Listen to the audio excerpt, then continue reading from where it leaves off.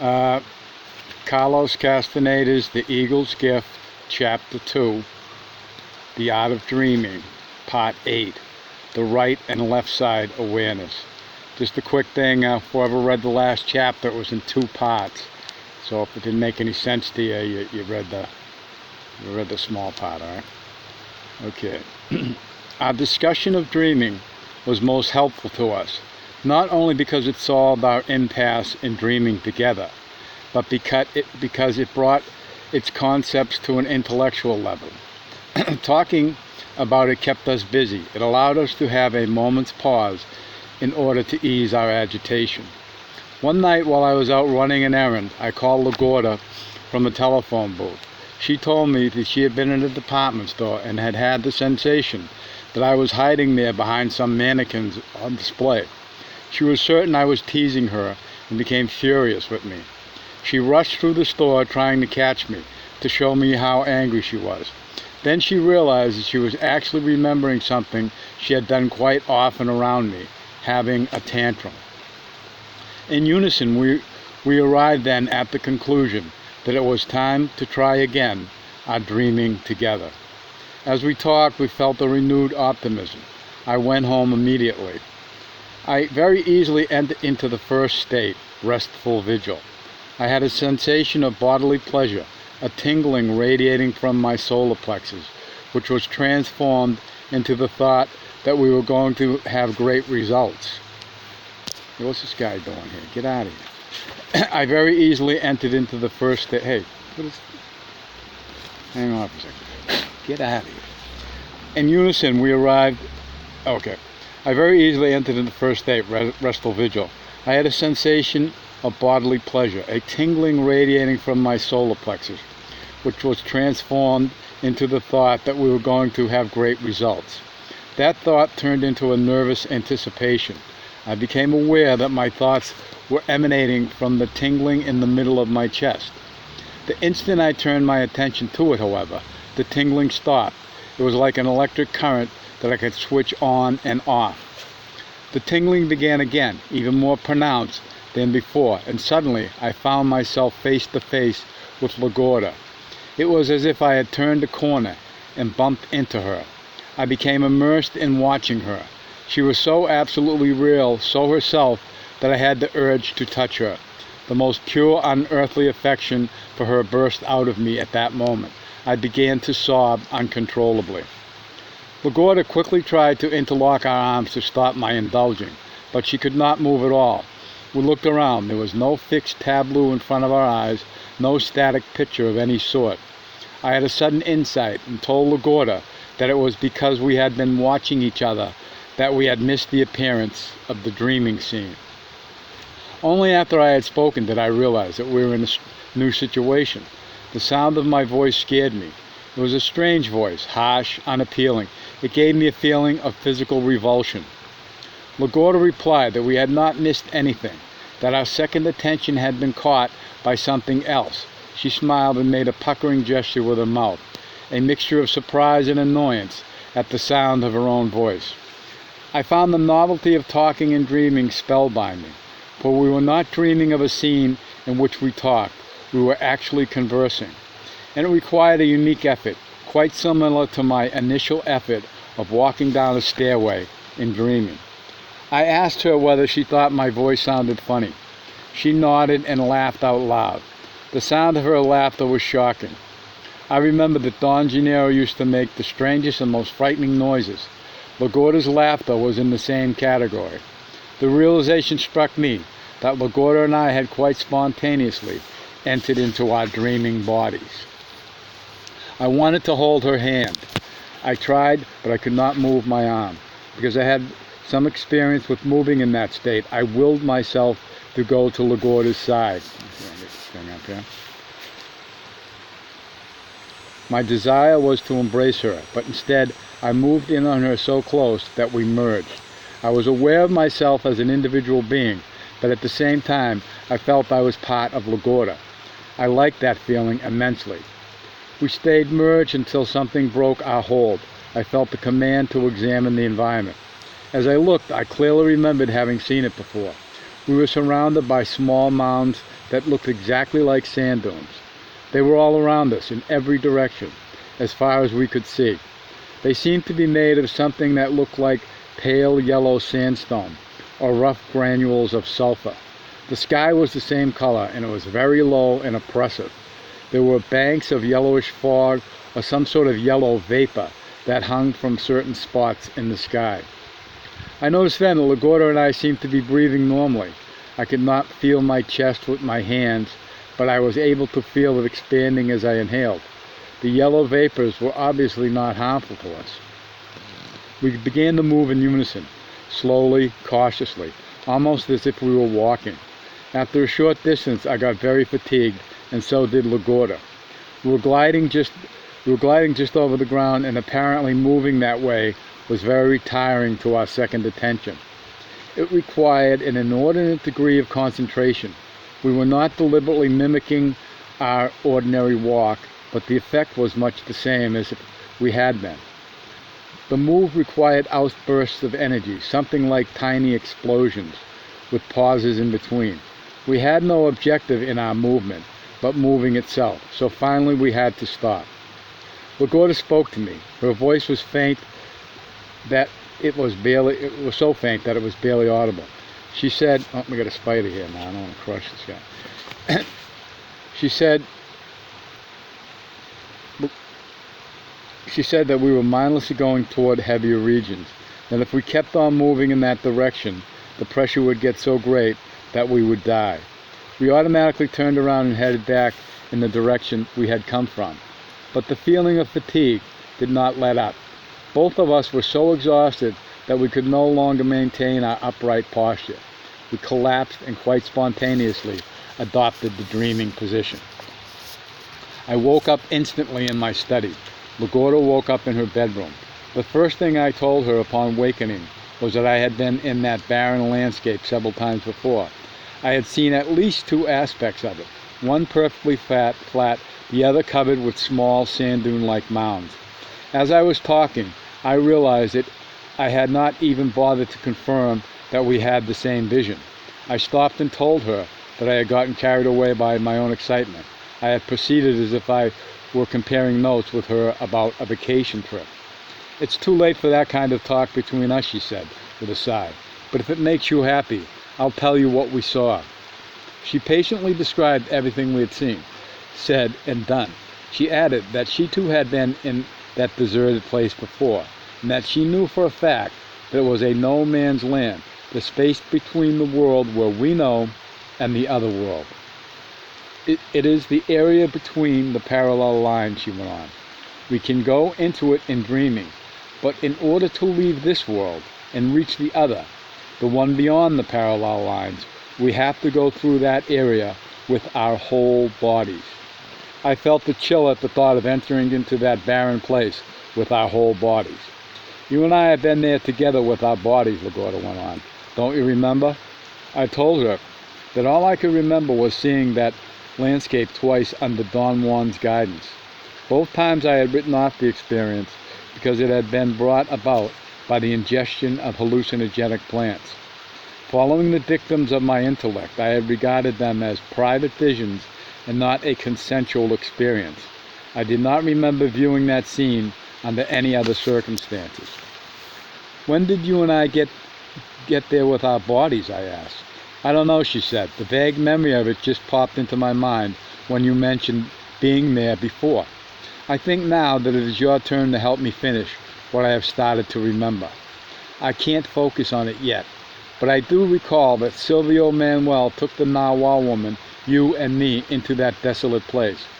I don't know why he took us in there, though. We were not in dreaming. I did not hear what else she was saying. My mind had begun to zero in on something still inarticulate. I struggled to set my thoughts in order. They rambled aimlessly. For a moment I felt I had reverted back years, to a time when I could not stop my internal dialogue. Then the fog began to clear. My thoughts arranged themselves without my conscious direction, and the result was the full memory of an event which I had already partially recalled in one of those unstructured flashes of recollection that I used to have. LaGuardia was right. We had been taken once to a region that Don Juan called limbo, apparently drawing the term from the religious dogma. I knew that LaGuardia was also right in saying that we had not been in dreaming. On that occasion, at the request of Silvio Manuel, Don Juan had rounded up the Nahuatl woman, LaGuardia, and myself. Don Juan told me that the reason for our meeting was the fact that by my own means, without knowing how, I had entered into a special recess of awareness, which was the site of the keenest form of attention. I had previously reached that state which Don Juan had called the left side, but all too briefly and always aided by him. One of its main features, the one that had the greatest value of all of us involved with Don Juan, was that in that state we were able to perceive a colossal band of yellowish vapor, something which Don Juan called the wall of fog. Whenever I was capable of perceiving it, it was always to my right, extended forward to the horizon and up to infinity, thus dividing the world in two. The wall of fog would turn either to the right or to the left as I turned my head, so there was never a way for me to face it. One day in question, both Don Juan and Silvio Manuel had talked to me about the wall of fog. I remembered that after Silvio Manuel had finished talking, he grabbed LaGuardia by the nape of her neck as if she were a kitten and disappeared with her into the bank of fog. I had had a split second to observe their disappearance because Don Juan had somehow succeeded in making me face the wall myself. He did not pick me up by the nape of my neck, but pushed me into the fog. And the next thing I knew, I was looking at the desolate plain. Don Juan, Silvio Manuel, the Nahuatl woman, and LaGuardia were also there. I did not care what they were doing. I was concerned with a most unpleasant and threatening feeling of oppression, of fatigue, a maddening difficulty in breathing. I perceived that I was standing inside a suffocating yellow, low-ceilinged cave. The physical sensation of pressure became so overwhelming that I could no longer breathe. It seemed that all my physical functions had stopped. I could not feel any part of my body, yet I still could move, walk, and extend my arms, rotate my head. I put my hands on my thighs. There was no feeling in my thighs, nor in the palms of my hands. My legs and arms were visibly there, but not palpably there. Moved by the boundless fear I was feeling, I grabbed the Nahuatl woman by the arm and yanked her off balance. But it was not my muscle strength that had pulled her. It was a force that was stored not in my muscles or skeletal frame, but in the very center of my body. Wanting to play that force one more time, I grabbed LaGuardia. She was rocked by the strength of my pull. Then I realized that the energy to move them had come from a stick-like protuberance that acted upon them as a tentacle. It was balanced at the midpoint of my body. All that had taken only an instant. The next moment, I was back again at the same point of physical anguish and fear. I looked at Silvio Manuel in a silent plea for help. The way he returned my look convinced me that I was lost. His eyes were cold and indifferent. Don Juan turned his back to me, and I shook from the inside out with a physical terror beyond comprehension. I thought that the blood in my body was boiling, not because I felt heat, but because an internal pressure was mounting to the point of bursting. Don Juan commanded me to relax and abandon myself to my death.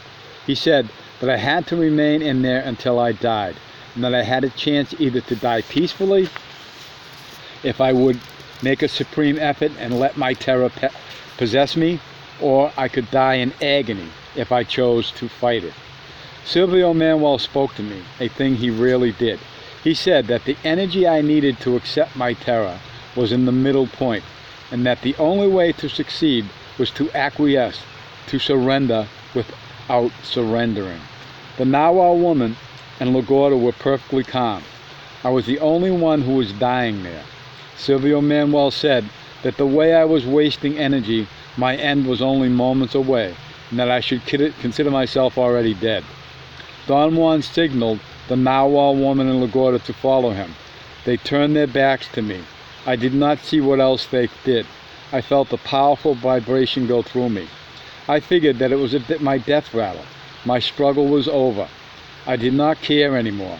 I gave into the unsurpassable terror that was killing me. My body, or the configuration I regarded as my body, relaxed, abandoned itself to its death.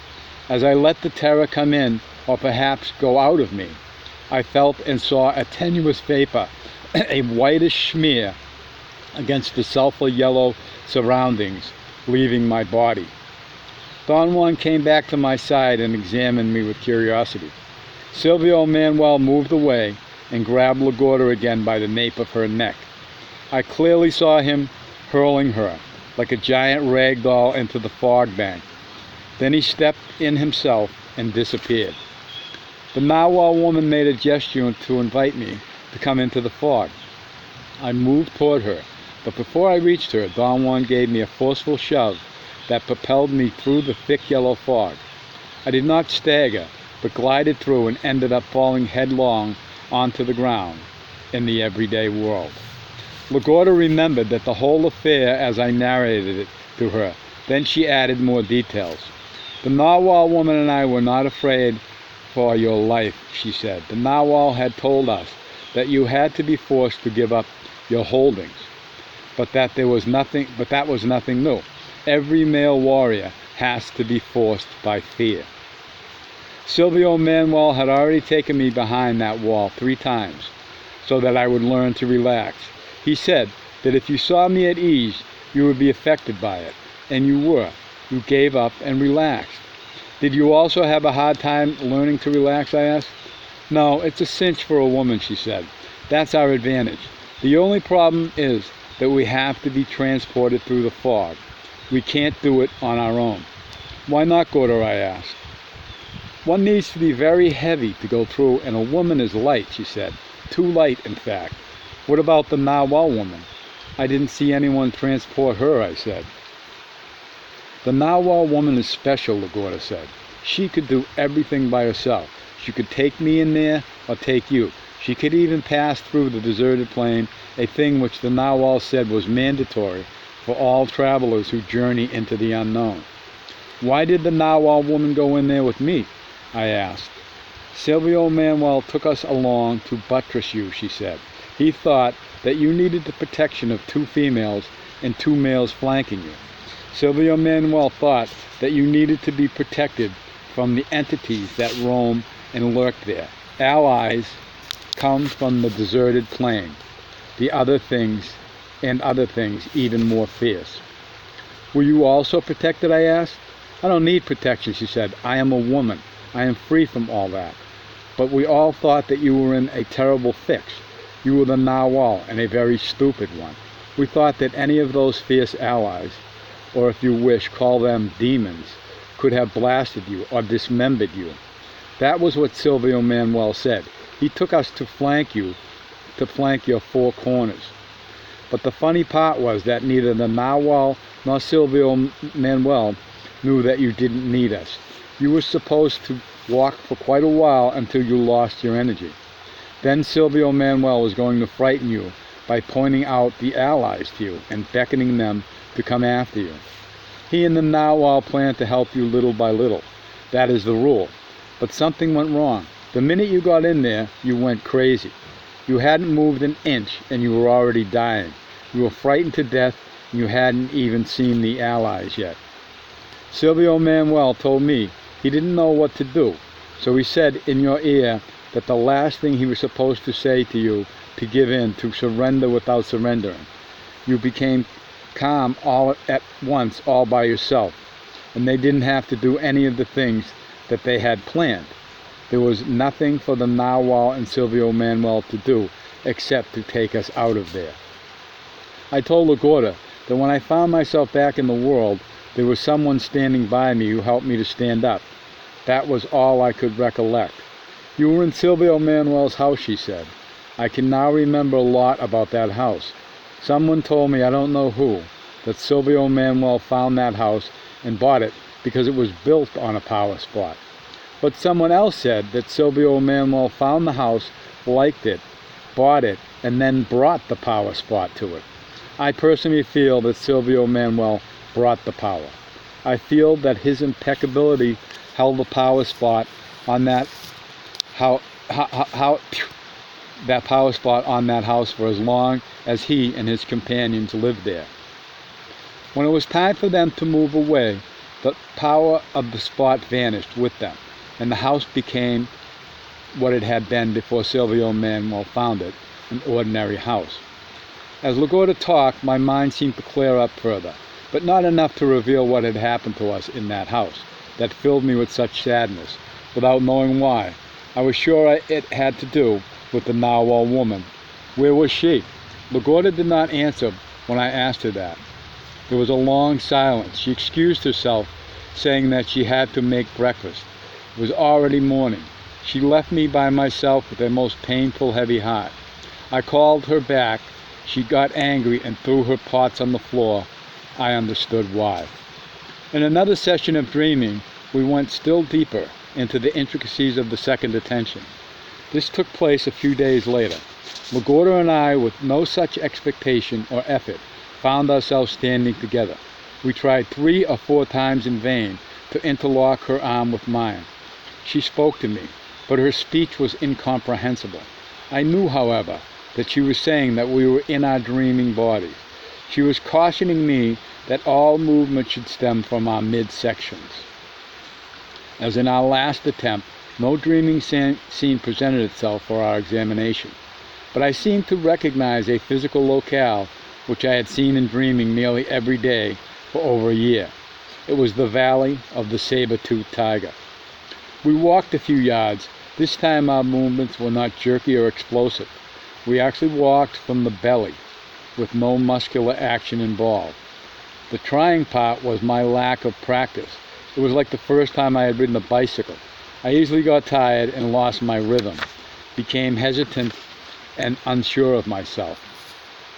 We stopped. LaGuardia was out of synchronization too. We began then to examine what was around us. Everything had been an indisputable reality, at least to the eye. An indisputable reality, at least to the eye. We were in a rugged area with weird vegetation. I could not identify the strange shrubs I saw. They seemed to be small trees, 5 to 6 feet high. They had a few leaves which were flat and thick, chartreuse in color, and huge, gorgeous deep brown flowers striped with gold. The stems were not woody, but seemed to be light and pliable. Like reeds, we were covered with long, formidable-looking needle-like. They were covered with long, formidable-looking needle-like thorns. Some old dead plants that had dried up and fallen to the ground gave me the impression that the stems were hollow. The ground was very dark and seemed moist.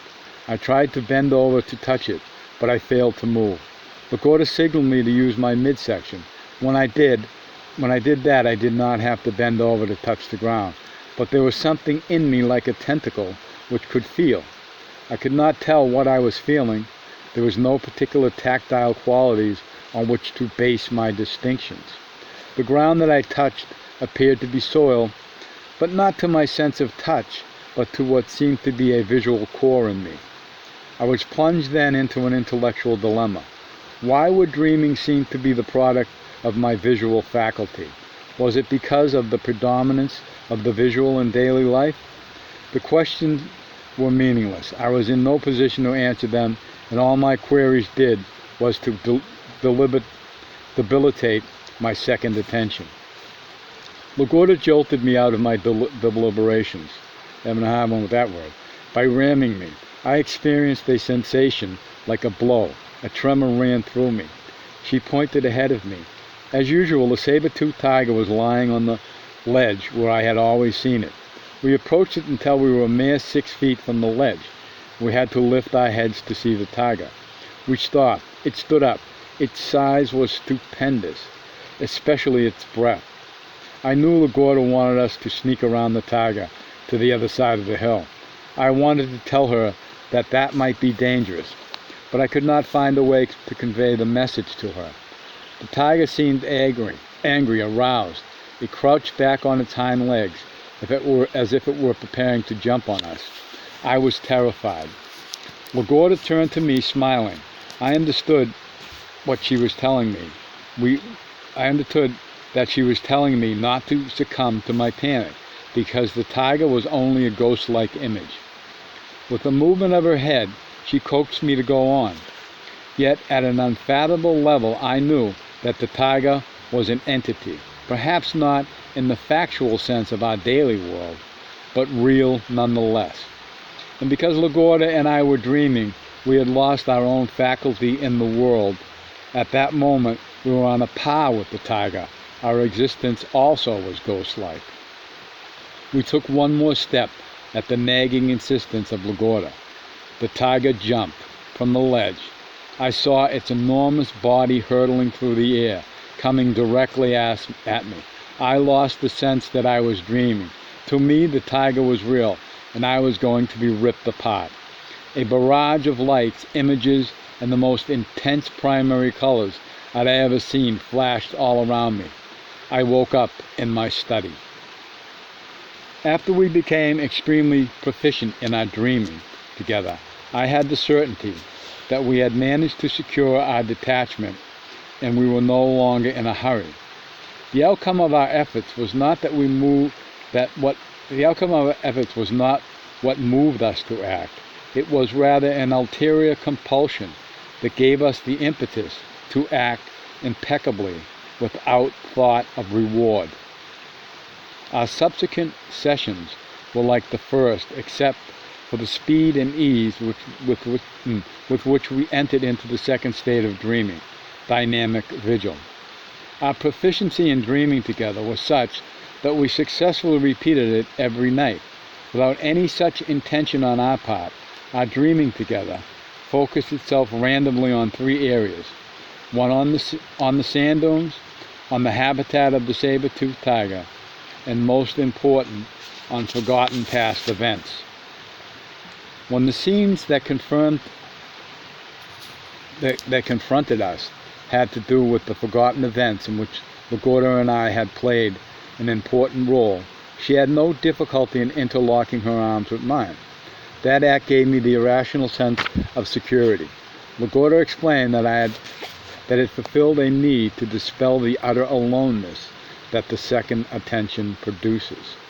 She said that to interlock our arms promoted a mood of objectivity, and as a result, we could watch the activity that took place in every scene. At times, we were compelled to be part of the activity. At other times, we were thoroughly objective and watched the scene as if we were in a movie theater. When we visited the sand dunes, can't itch my nose here. When we visited the sand dunes or the habitat of the tiger, we were unable to interlock arms. In those instances, our activity was never the same twice. Our actions were never premeditated, but seemed to be spontaneous reactions to novel situations. According to LaGuardia, most of our dreaming together grouped itself into three categories. First and by far the largest was the reenactment of events we had lived together. The second was a review that both of us did of events I alone had lived, and the land of the saber-toothed tiger was in this category. The third was an actual visit to a realm that existed as we saw it at the moment of our visit. She contended that those yellow mounds were present here and now, and that is the way they look and stand always to the warrior who journeys into them. I wanted to argue a point with her, and she and I had mysterious interactions with people we had forgotten, for reasons inconceivable to us, but whom we had nonetheless known in fact. The saber-toothed tiger, on the other hand, was a creature of my dreaming. I could not conceive both of them to be in the same category. Before I had time to voice my thoughts, I got her answer. It was as if she was actually inside my mind, reading it like a text. They were in the same class, she said, and laughed nervously. We can't explain why we have forgotten, or how it is that we are remembering now. We can't explain anything. The saber-toothed tiger is there somehow, We'll never know where, but why should we worry about a made-up inconsistency? To say that one is a fact and the other is a dream has no meaning whatever to the other self. Bingo. LaGuardia and I use dreaming together as a means of reaching an unimagined world of hidden memories. Dreaming together enabled us to recollect events that we were incapable of retrieving in our everyday life memory. When we rehashed those events in our waking hours, it triggered yet more detailed recollections. In this fashion, we disinterred, so to speak, masses of memories that had been buried in us.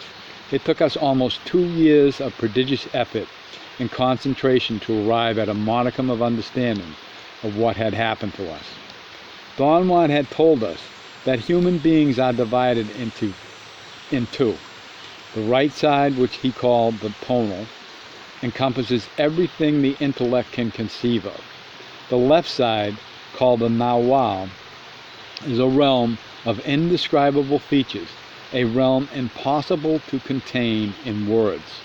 The left side is perhaps comprehended, if comprehension is what it takes place, with the total body, thus its resistance to conceptualization. Don Juan had also told us that all the faculties, possibilities, and accomplishments of sorcery, from the simplest to the most astounding, are in the human body itself. Taking as a base the concepts that we were divided in two, that everything is in the body itself, LaGuardia proposed an explanation of our memories. She believed that during the years of our association with the Nawal Juan Mateus, our time was divided between states of normal awareness on the right side, the tonal, where the first attention prevails, and states of heightened awareness on the left side, the Nawal, or the sight of the second attention.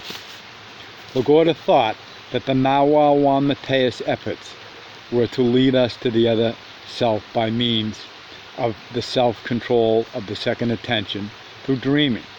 He put us in direct touch with the second attention, however, through bodily manipulation. LaGuardia remembered that he used to force her to go from one side to the other by pushing or massaging her back. He said that sometimes he would even give her a sound blow over or around her right shoulder blade. The result was her entrance into an extraordinary state of clarity. To LaGuardia it seemed that everything in that state went faster, yet nothing in the world had changed. It was weeks after LaGuardia had told me this that I remembered the same had been the case with me. At any given time, Don Juan might give me a blow on my back. I had always felt the blow on my spine, high between my shoulder blades. An extraordinary clarity would follow. The world was the same, but sharper. Everything stood by itself. It may have been that my reasoning faculties were numbed by Don Juan's blow, thus allowing me to perceive without their intervention. I would stay clear indefinitely, or until Don Juan would give me another blow on the same spot to make me revert back to a normal state of awareness. He never pushed or massaged me. It was always a direct, sound blow, not like the blow of a fist, but rather the smack that took my breath away for an instant. I would have to gasp and take long, full gulps of air until I could breathe normally again. LaGuardia reported the same effect. All the air would be forced out of her lungs by the Nawal's blow, and she would have to breathe hard to fill them up again. LaGuardia believed that breath was the all-important factor. In her opinion, the gulps of air she had tried to take after being struck were what made the difference.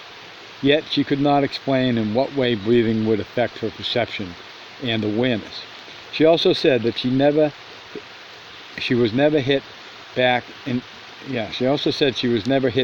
normal awareness. She reverted back into it by her own means, though without knowing how. Her remarks seemed relevant to me. As a child, even as an adult, I had occasionally had the wind knocked out of me when I took a fall on my back. But the effect of Don Juan's flow, though it left me breathless, was not like that at all. There was no pain involved. Instead, it brought me a sensation impossible to describe. The closest I can come to is to say that it created a feeling like dryness in me. The blows to my back seemed to dry out my lungs and fog up everything else. Then, as Lagorda had observed, everything had become hazy after the narwhal's blow became crystal clear as I breathed, as if breath were the catalyst, the all-important factor. The same thing would happen to me on the way back to the awareness of everyday life. The air would be knocked out of me. The world I was watching would become foggy, and then it would clear as if I filled up my lungs. Another feature of those states of heightened awareness was the incomparable richness of personal interaction, a richness that our bodies understood as a sensation of speeding. Our back and forth movement between the right and left sides made it easier for us to realize on the right side too much. Let me get this right. Our back and forth movement between the right and left side made it easier for us to realize that on the right side, too much energy and time is consumed in the actions and interreactions of our daily life. On the left side, on the other hand, there is an inherent need for economy and speed. Lagorda did not describe what this speed really was, and neither could I. The best I could do would be to say that on the left side, I could grasp the meaning of things with precision and directness. Every facet of activity was free of preliminaries and introductions. I acted and rested. I went forth and retreated without any of the thought processes that are usual to me. Have I got a bug here? What is that? Okay. This was what Lagorda and I understood as speeding. Lagorda and I discerned at one moment that the richness of our perception on the left side was a post facto realization. Our interaction appeared to be rich in the light of our capacity to remember it. We became cognizant then that in these states of heightened awareness, we had perceived everything in one clump, one bulky mass of inextricable detail. We call this the ability to perceive everything at once, intensity. They would call it a download today. For years, we had found it impossible to examine the separate constituent of those chunks of experience. We had been unable to synthesize those parts in a sequence that would make sense to the intellect. Since we were incapable of those syntheses, we could not remember. Our incapacity to remember was in reality an incapacity to put the memory of our perception on a linear basis. We could not lay our experiences flat, so to speak, and arrange them in a sequential order. The experiences were available to us. At the same time, they were impossible to retrieve, for they were blocked by a wall of intensity. The task of remembering then was properly the task of joining our left and right sides, of reconciling those two distinct forms of perception into a unified whole. It was the task of consolidating the totality of oneself by a rearranging intensity into linear sequence. It occurred to us that the activities we remembered taking part in might not have taken long to perform in terms of time measured by the clock. By reason of our capacity to perceive in terms of intensity, we may have had only a subliminal sensation of lengthy passage of time. Lagorda felt that if we could rearrange intensity into a linear sequence, we could honestly believe that we had lived 1,000 years. The pragmatic step that Don Juan took to aid our task of remembering was to make us interact with certain people while we were in a state of heightened awareness. He was very careful not to let us see those people when we were in a state of normal awareness. In this way, he created the appropriate conditions for remembering. Upon completing our remembering, Lagorda and I entered into a bizarre state. We had detailed knowledge of social interactions which we had shared with Don Juan and his companions. These were not memories in the sense that I would remember an episode from my childhood. They were more than vivid moment-to-moment recollections of events. We constructed conversations that seemed to be reverberating in our ears, as if we were listening to them. Mosquito. Both of us felt that it was superfluous to try to speculate about what was happening to us. What we remembered from the point of view of our experiential selves was taking place now. Such was the character of our remembering. At last, LaGorda and I were able to answer the questions that had driven us so hard.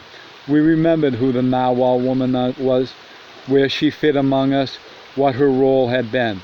We deduced more than remembered that she had spent equal amounts of time with Don Juan and Don Gennaro in normal states of awareness, and with Don Juan and his other companions in heightened states of awareness. We recaptured every nuance of those interactions, which had been veiled by intensity. This mosquito's going to get me. Upon a thoughtful review of what we had found, we realized that we had bridged the two sides of ourselves in a minimal fashion. We turned then to other topics, to new questions that had come to take precedence over the old ones. There were three subjects, three questions that summarized all of our concerns. Who was Don Juan, and who were his companions, and what had they really done to us, and where had all of them gone? End of chapter. I just want to add that this is very similar to alien abduction situations. That usually, I believe, takes place in the second attention. All right, end of chapter.